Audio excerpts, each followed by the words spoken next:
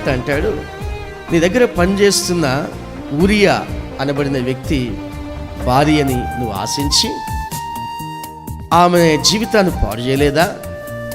ఆ తర్వాత ఆమెను భార్యగా చేసుకొని అతన్ని చంపించేశావు కదా, నువ్వు చేసింది తప్పు కదా, హత్య చేశావు, అన్యాయం చేశావు అని విషయం చెప్పినప్పుడు వెంటనే రాజుగారు పశ్చాత్తాపుడై, చేసిన ఈ పాపాన్ని బట్టి, ఈ దోషాన్ని బట్టి నా మీదకి కానీ నా కుటుంబం మీదకి కానీ ఎలాంటి శాపము రాకూడదు అని చెప్పి ఉపవాసాలను ప్రార్థన చేస్తూ ఉన్నాడు.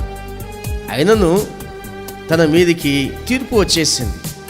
చేసిన తప్పు ఏంటంటే ఊరియాను చంపించేశాడు.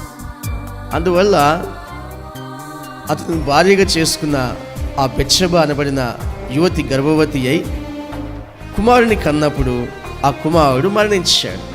ఇది తీర్పు. దేవుని సముఖములో నుంచి న్యాయ తీర్పు బయలుదేరుతూ ఉంటుంది. అది మనుషులకు అర్థం కాని పరిస్థితి.